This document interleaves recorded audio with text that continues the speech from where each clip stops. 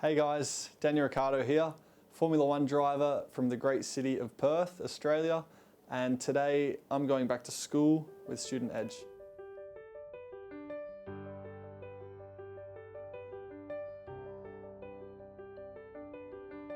Hi, I'm Simon Morano, and today we're going back to school with Formula One racer Daniel Ricciardo. How are you going? I'm well. Thanks so much for chatting with us. No worries. It's good to be home. Going back to your days in Perth, what were you like as a student? Questionable.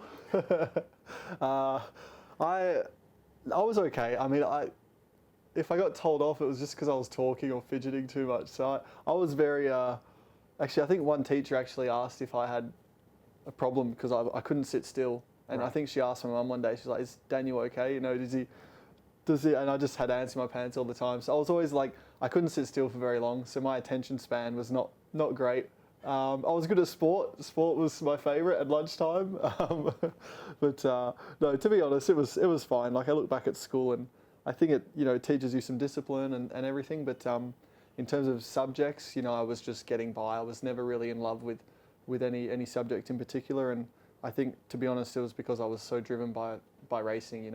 From a young age, I was just fixated on becoming a racing driver. So school was at the time just a way to just get by and make some friends. I probably shouldn't say that. No, we want the honest truth. Because I understand that you started karting at about 9, is that correct? Yeah. Did you have a passion for cars prior to that, or was that the thing that opened up the world? No, I think I was 2 years old and I remember, being addicted to the noise of cars, and then, when I was 3 and 4 watching it on TV, sitting on the couch with Dad. And so to be honest, I was watching all sports. Like I can remember watching lawn bowls, as well when I was a kid. I'm fascinated by sports. You didn't go down that career path? No, racing was definitely what attracted me the most. When you had that passion, did you see it as a career goal? Did you see it as like, okay, well, this is what I'm going to do with my life? Or was it just a hobby and you've managed to finagle this fantastic career out of it? I mean, were you kind of planning for backups, if this didn't work out?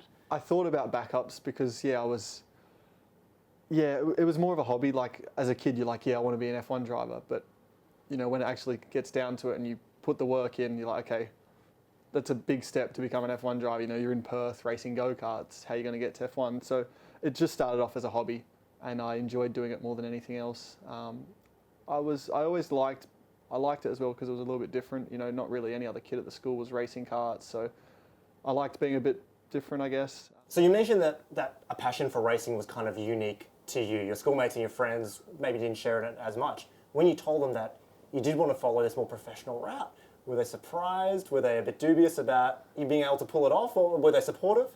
My close mates were supportive. I guess they knew a little bit about what I was trying to do. But then sort of I'd say the average mate or the average sort of classmate at school couldn't quite understand it, and a lot of kids were sort of like, oh, go-karts, I can race go-karts, like I'll beat you, let's go this weekend and I'll beat you, and you just get a bit of that. And it's one of those sports as well, because not really anyone does it and it's not accessible to everyone. It's hard to explain it and to sort of tell people this is how it works and this is what it's like, but I think they understand now, which is good. Are these the guys that are sending you Facebook friend requests maybe today? There's been a couple of them. Sure. So you decided that this was the thing you wanted to follow. There was nothing really else that you were as passionate about. You take that to your parents, and how do they react? Have they been waiting for this moment, for this conversation, or were they a bit like, well, are you sure this is what you want to do? Yeah, they were definitely nervous about it. They never really, never at all pushed me to do it. If anything, they were trying to maybe hold me back. And I think Dad grew up, in racing, or he was a fan of motorsport, so he knew the ins and outs about, how it works. He went to England for a couple of years when he was younger to be work on a racing team, and he sort of knew the racing world, and he knew that a small kid from Perth trying to make it in F1 had never been done before. And he's like, okay, so what makes my son special to do it? So I think deep down he was, probably a bit reserved and a little bit cautious that I was not going to get my hopes up. But as I said, when I was then 17, I was like, okay, I really want to do it. And so I sat down many late nights with my parents deciding what was the right thing to do. And then not only that, but then where do you live? What team do you race for? There was a lot of stuff to organise, and yeah, we just went for it. So Absolutely. And you ended up moving to Italy at 17. yeah. When you made that decision, Did I know what I was doing? No. no, well, that's not what I was going to ask at all. But like, were there doubters outside of that kind of circle? Were there teachers trying to encourage you to do maybe something else, or to keep following your education, or take some time off, or were they all pretty? Did they know this was your future? It was probably mixed. You know, some teachers were. You could see they were quite interested in it when I was like, because I was going away racing quite a bit. You know, so I did miss quite a bit of school in my last year.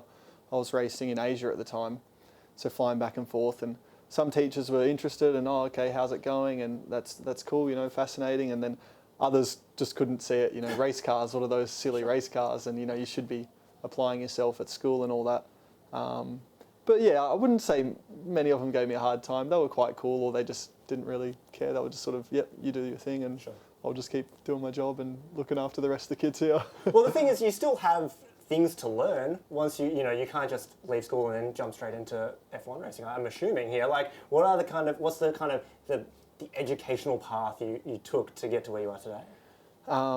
Travel, like living away in terms of, so obviously so school-wise, I finished year 12, but then yeah, that year, at the end of that year, I went to Italy. But for me, traveling, living alone, having to sort of look after myself was, I thought, really valuable for me. I'd say I was quite immature as a 17-year-old. You know, leaving home, I didn't feel I was ready for it. But I knew it was a crucial time. You know, as a race car driver, you've got to start quite young, and it was like I couldn't really wait any longer. So I had to sort of throw myself in the deep end, and yeah, like learning how to just cook and look after myself in another country. It taught me to speak, you know, better Italian. I mean, there was one example where this is how much I didn't know at all, how to look after myself. I'd just been in Italy for a few weeks. My parents had gone back home, so they came with me for 2 weeks, helped me set up, and then came back to Australia and left me on my own. And there was a thunderstorm outside, and I had to do a load of washing. So I called Mum. I was like, Mum, there's lightning and thunder outside. Can I use the washing machine, or will I get electrocuted or something? That's a good Yeah. question. You don't want to regret that. And she just started laughing. She's like, "You got a lot to learn, kid." But yeah, I've grown up a lot since, I think, just living alone and being forced to just make the most of a situation in a foreign country was a good thing. Well, I think you learn from your mistakes. I mean, do you have any regrets from your teenage years, or again, did it all kind of work out okay? Yeah, I would say no regrets. I mean, sure, you look back and you're like, wow, I was immature, or I was an idiot, or, you know, like at school I would joke around a lot, and I was like, yeah, I should have been maybe a little bit more serious at times. But I think it's all part of growing up, and as you said, you do learn from your mistakes, and I feel that's something it's probably been a strength of mine, is if I have done something out of line or, you know, messed up, I learn from it, you know, and I will take, let's say, constructive criticism and try and put it to good use. So, and it's part of life, you know, it is fun to make mistakes, and as long as you learn from them, I think that's the most important thing. Absolutely. I mean, that's a great piece of advice, but do you have kind of a thing you live by, a piece of advice you'd want to pass along to any young people who feel like you, they're a bit fidgety in the classroom, they know that their talents are, you know, maybe out in the sporting field or whatever it might be. What would you kind of say to them? You've got to find something you enjoy doing, you know, like you've got to do something you love, I believe. I couldn't think of doing a job that I didn't love, you know, after experiencing all I have with this sport. So for me, it's like, in a way, it's sort of like, if you've got to get out of your comfort zone a little bit, then do it. If you feel there's going to be a long-term gain, you know, in terms of your happiness and lifestyle, then go for it. That's good advice. Thanks so much for your time today. No worries. You're welcome.